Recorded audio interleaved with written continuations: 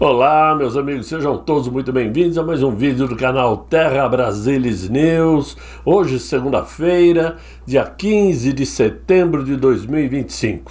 Espero encontrar a todos muito bem para conversarmos um pouco, tentar extrair de tudo um pouco do que está acontecendo em nosso Brasil e no mundo, né?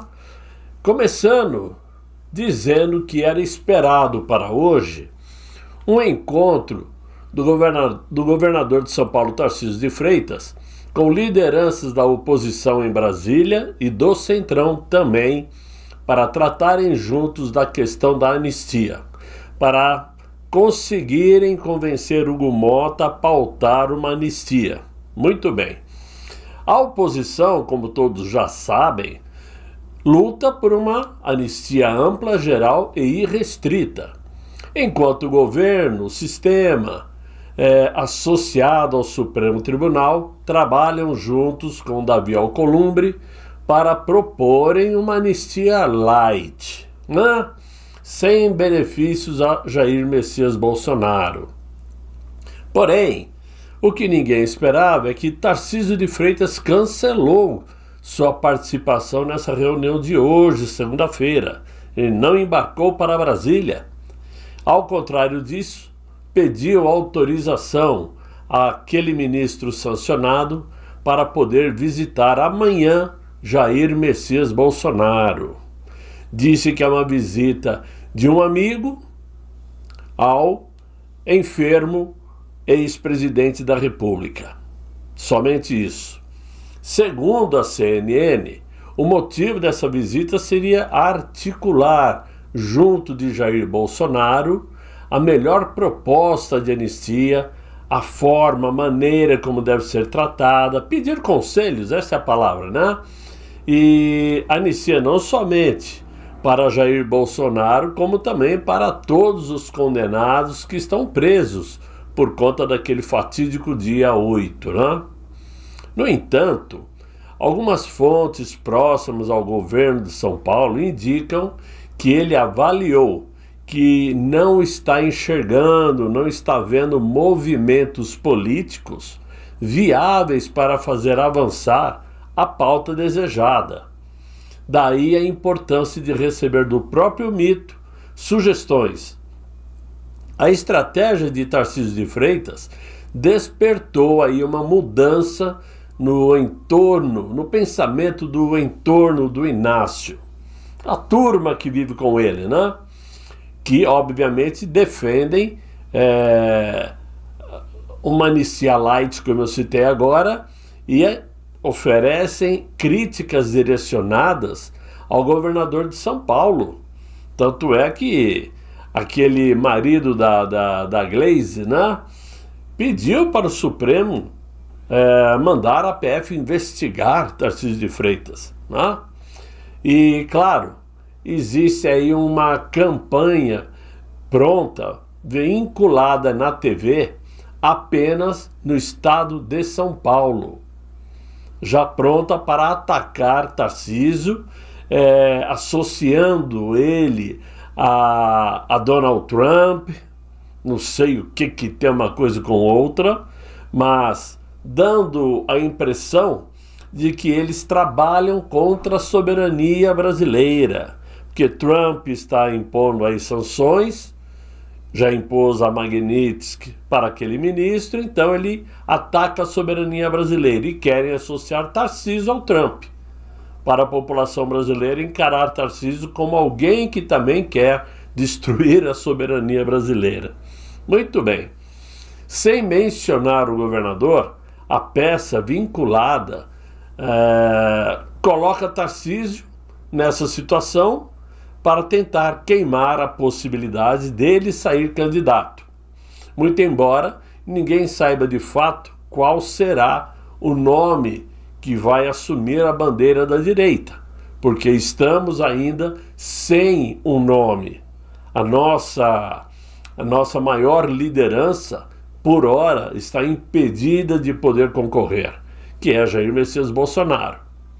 Enquanto buscam destruir ou desgastar a imagem de Tarcísio de Freitas, o Inácio mantém um discurso anti-anistia e evidencia que não haverá ou não deixará de lutar pela soberania nacional.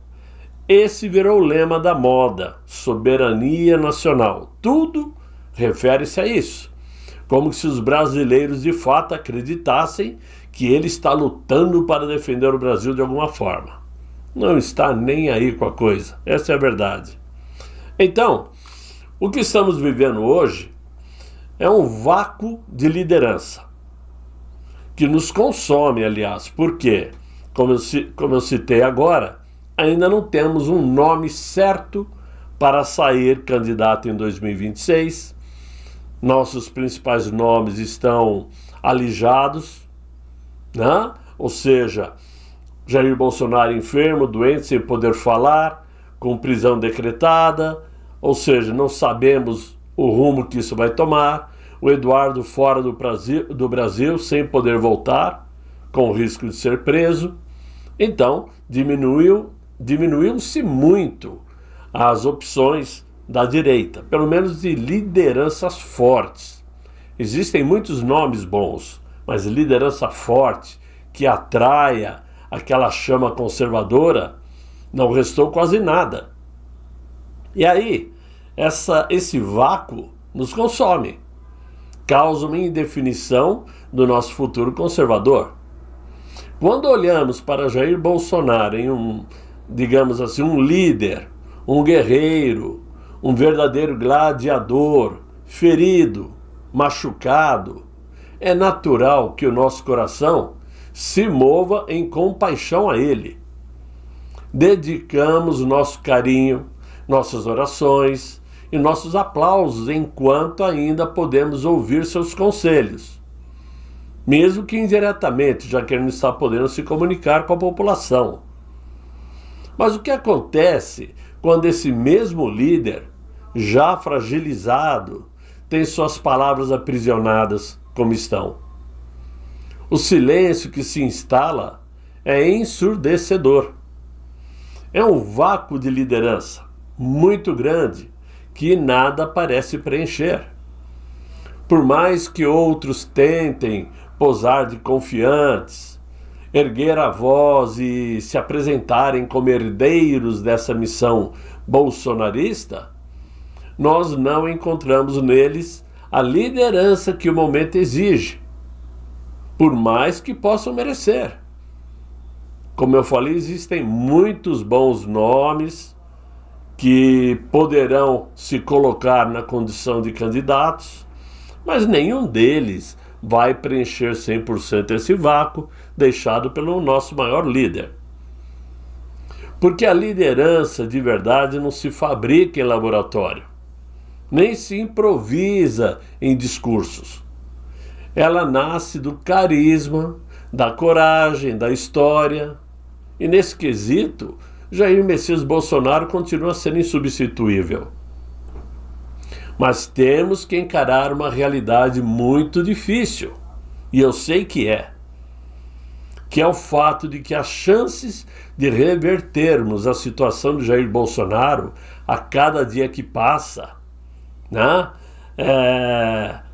As chances de a tempo de colocarmos o nosso líder de volta nos pleitos de 2026 são cada vez menores. O tempo trabalha contra. Temos aí que lutar pela anistia geral, ampla e restrita. Temos que lutar aí pelos embargos que virão na Suprema Corte, sabendo que se eles acabaram de decidir o que decidiram agora, não irão voltar atrás. Então a luta é dura, é difícil. Então temos que encarar essa realidade. A meu ver, o sistema vai pagar o preço que for preciso, recebendo tarifas, recebendo mais leis Magnitsky, multas em bancos. Eles vão aceitar tudo isso, mas não vão permitir que o Legislativo aprove essa anistia ampla, geral e restrita. Se aprovarem, o Supremo vai impedir. Tudo para evitar algo que favoreça o maior líder político do Brasil. Não se trata de ser pessimista. Eu sei que muitos de vocês agora, nesse momento que estão me ouvindo, estão dizendo: pô, cara pessimista, tá jogando água no chope. Não é nada disto. Não se trata de pessimismo. E quero estar 100% errado, torço por isto, aliás. Só que nessas horas temos que separar os adultos das crianças nas salas de discussões políticas. Temos que encarar a política como ela é, e ela é suja. Eles não se arriscariam tanto se também tivessem opções, né?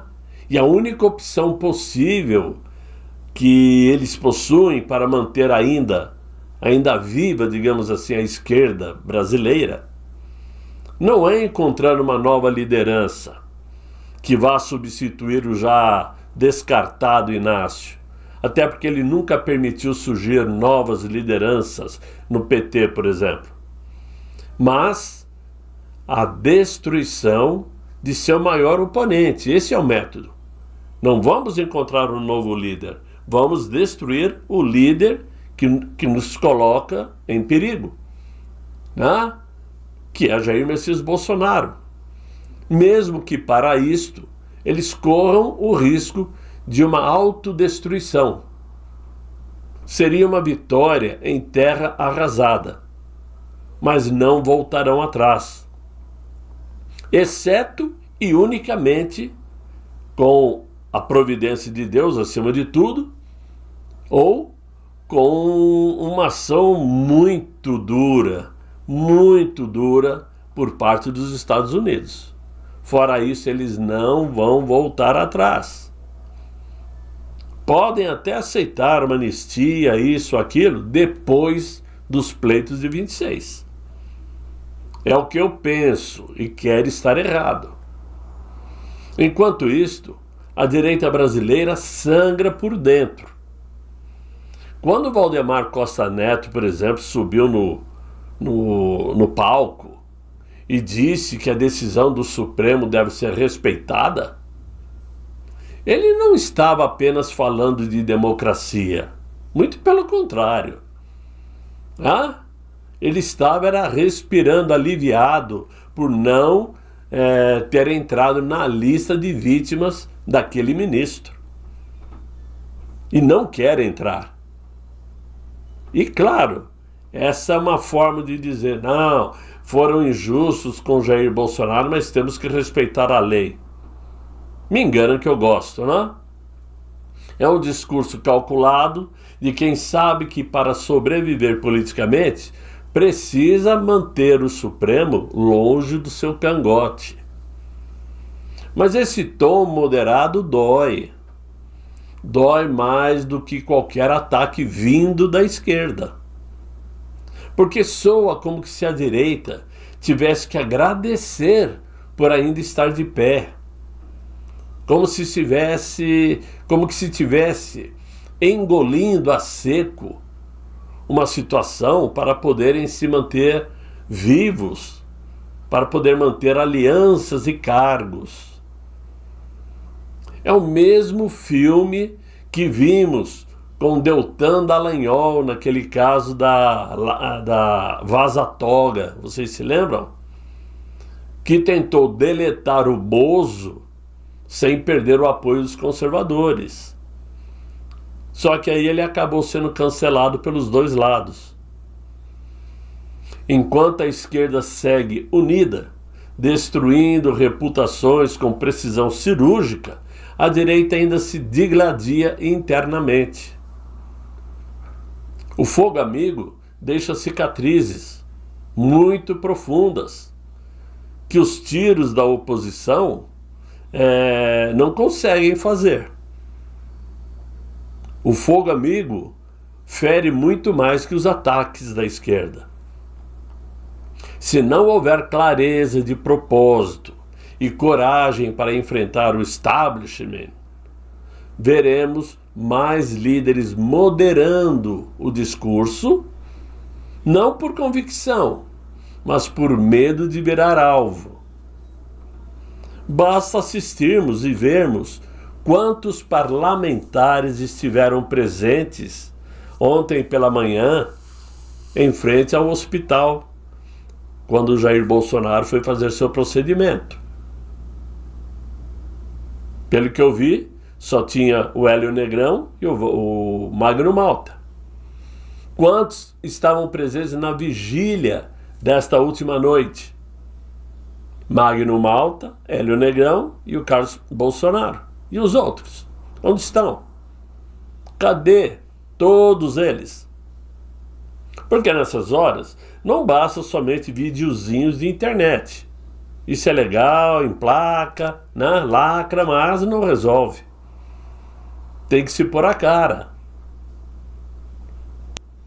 Esse é exatamente o ponto que muitos preferem ignorar.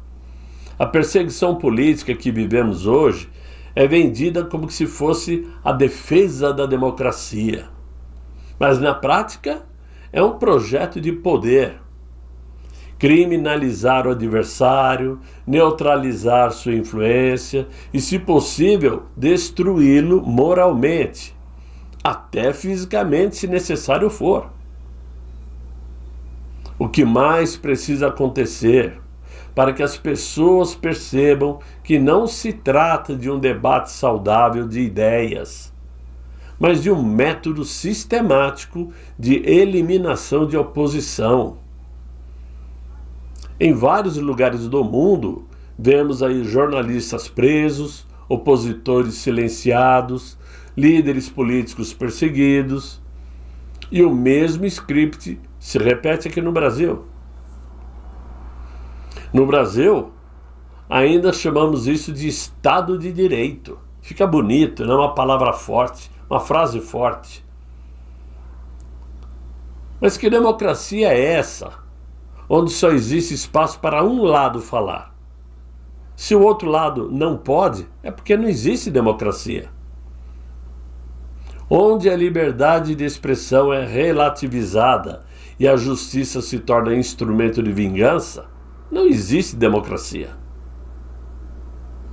Não é possível, não tem como. O verdadeiro objetivo dos inimigos da democracia não é convencer, é calar, intimidar e eliminar qualquer voz dissonante. É na base do medo que é imposto o silêncio aos adversários. Vide Supremo Tribunal Federal. E aí a pergunta que fica é a seguinte: até quando vamos aceitar viver sob esta ilusão democrática antes que seja tarde demais? Fato é, meus amigos, que o Brasil vive hoje uma crise de identidade muito forte. Temos um governo que confunde soberania com submissão e independência com bravata. Enquanto o mundo civilizado negocia tarifas, por exemplo, com os Estados Unidos, como nações soberanas de fato, o Brasil se coloca na contramão. Não negocia, não dialoga, apenas xinga e faz discurso para a própria bolha ideológica. É o único país que se orgulha de não se sentar à mesa, preferindo posar de vítima e depois dizer que está aberta ao diálogo. Mas se for o outro lado que vier pedir desculpas, aí sim, tudo bem. Aí eu sento e converso. Isso não é diplomacia. Isso é amadorismo. É comportamento de anão econômico e diplomático, que prefere atacar o presidente americano e todo o Ocidente enquanto entrega de bandeja os interesses nacionais à China. E o resultado é trágico. Somos a 10ª economia mundial, mas estamos na posição 80ª em renda per capita, com mais de 60 milhões de brasileiros dependendo de programas e assistências sociais, e apenas 40 milhões de pessoas com carteira assinada. Vocês já pararam para imaginar isto? Mais da metade da população vive de programas sociais, por isso que a esquerda sobrevive e ainda está no poder. Também por isso, claro, existem outros fatores e nós sabemos qual é. Mas somente 40 milhões possuem carteira assinada. Um país desse jeito não pode progredir, não tem como progredir, não tem como ir adiante. Metade da população sem saneamento básico. E o agronegócio responde por quase todas as exportações do Brasil, como se ainda fôssemos uma colônia. A indústria não progride, o comércio vive quebrando.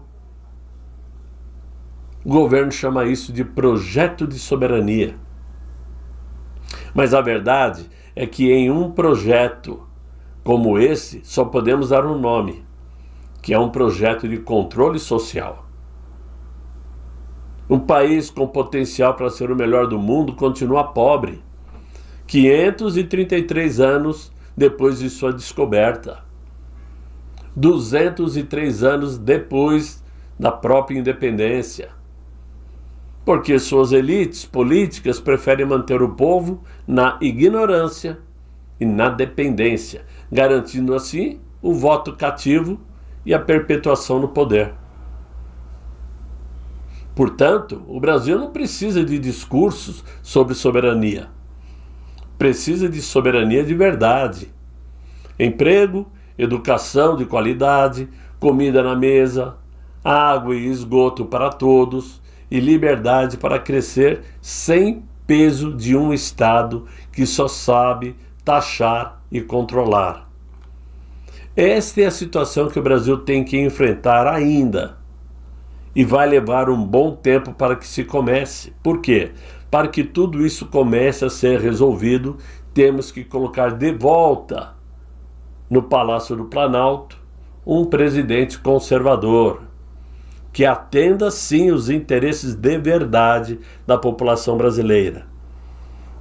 Torcemos e ainda queremos que seja Jair Messias Bolsonaro até o último minuto possível, porque as candidaturas já começaram a ser emplacadas por aí.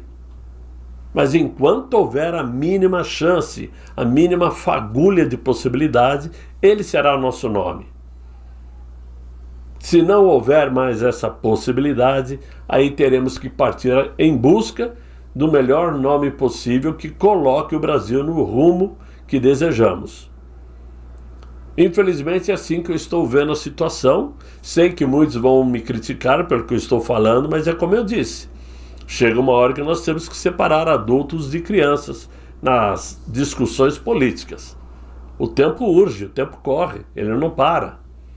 E a velocidade que os parlamentares têm em solucionar nossos problemas não é a nossa velocidade. A nossa velocidade é muito maior, a deles não.